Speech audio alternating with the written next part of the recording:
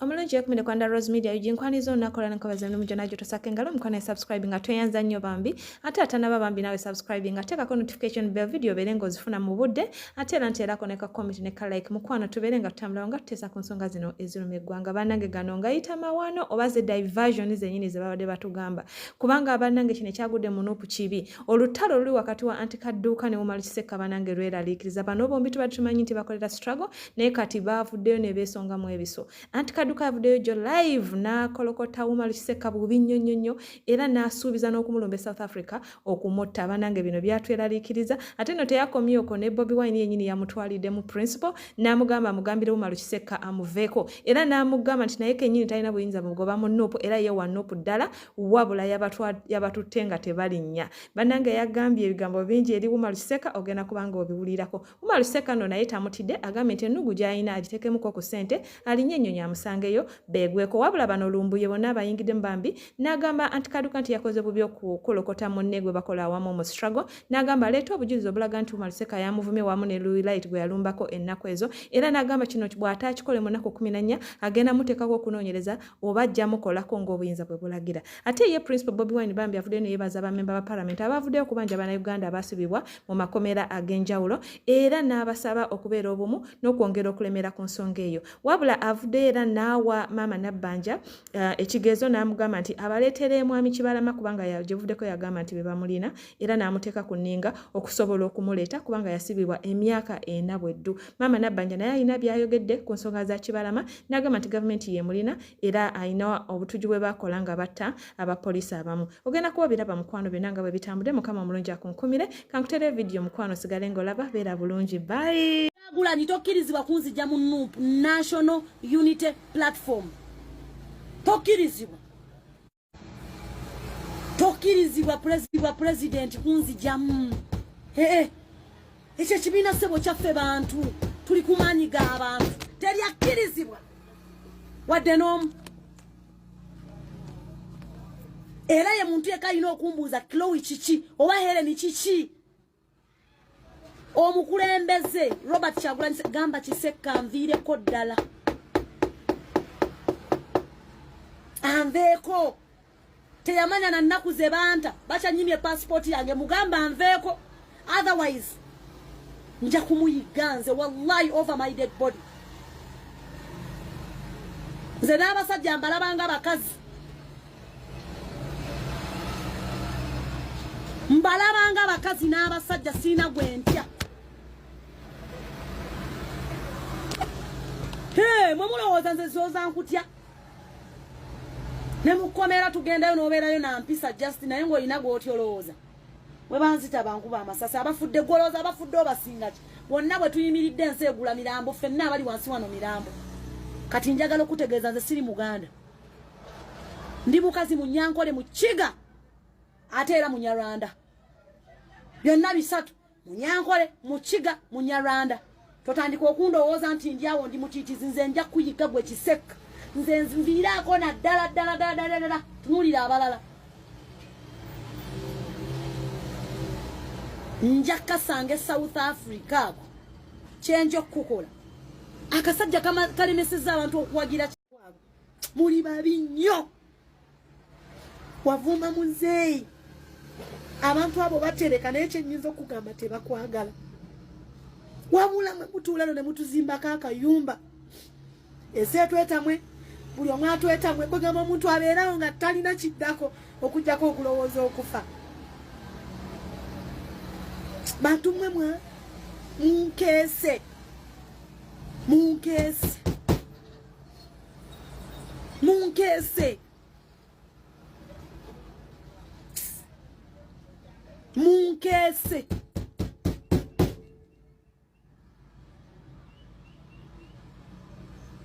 I regret bagamba omuntu tewejjusa naye nze nejjusa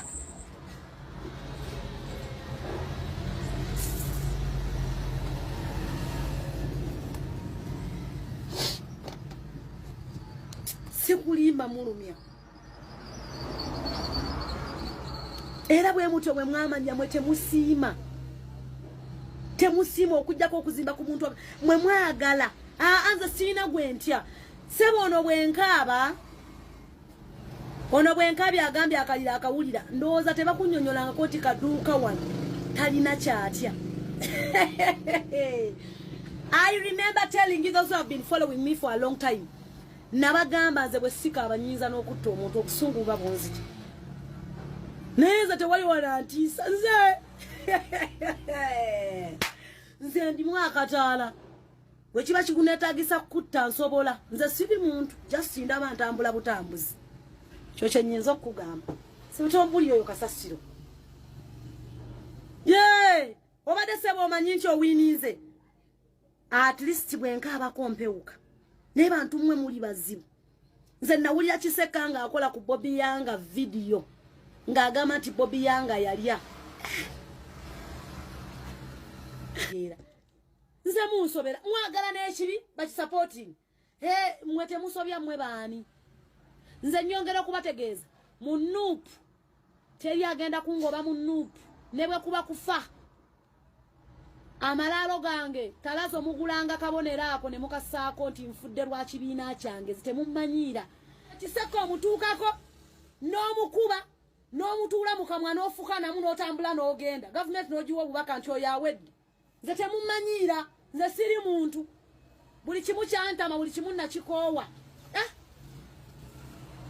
Tuli wano sukaali alinnye omuceere gulinnye buli kimu kyakyankala ne Uganda bwe naawe ali South Africa at least gwe toli South Africa toli ku gavumenti yane bonaabona ng'odda kunzomanyiira.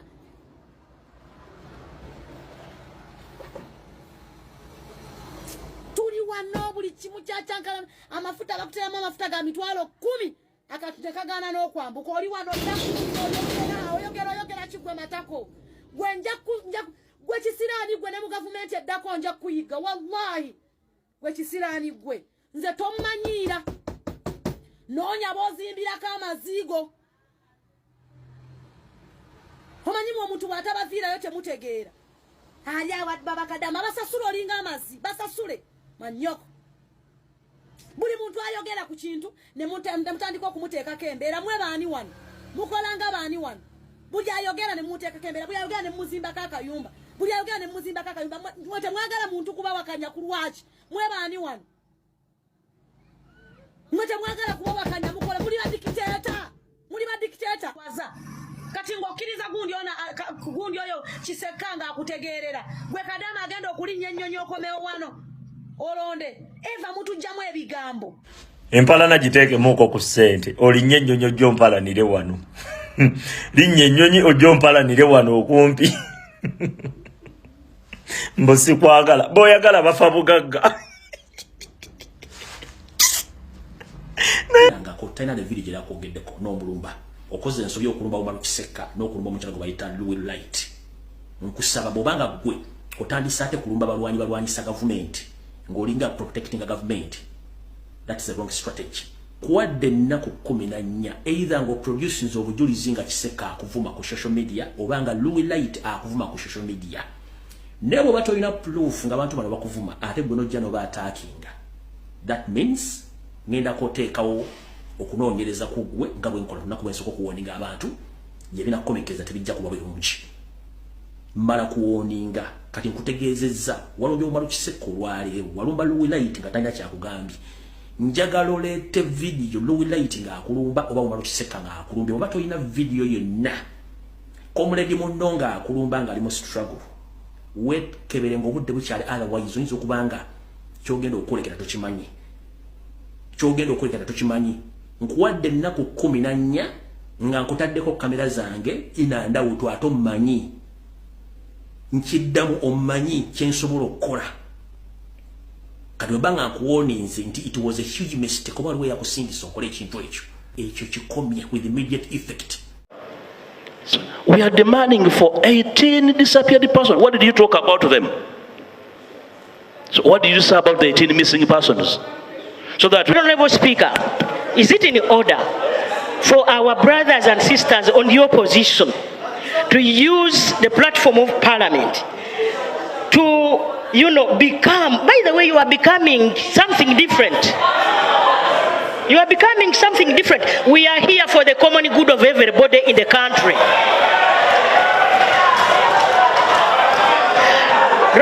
Honorable Speaker, is the human rights only in Buganda some region?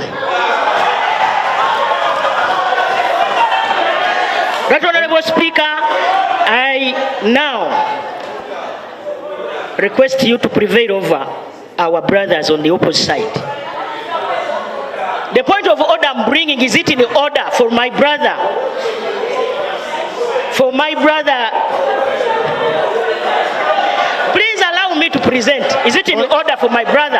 Thank you, right, keep insinuating that I have the blood of Chibarama, I have what? When in actual sense, I'm not a security person. Is it in order? Thank you. Greetings, mbalamusizaako mwenna mikwano gyange. Leero njagala kwogera ku nsonga bbiri zokka. Njagala okusooka okwebaza aba MPs baffe. Mwebale nnyo, mwebalire ddala. Mwe aba NUP, aba opposition, n'aba NRM abali reasonable. Mwebale nnyo kuteeka parliament ku muliro. Thank you for raising the issue of our missing brothers and sisters and the political prisoners. Ndabye nga leader of opposition ayogera ku Kibalama John Bosco gwe babuzaawo, which is a fact.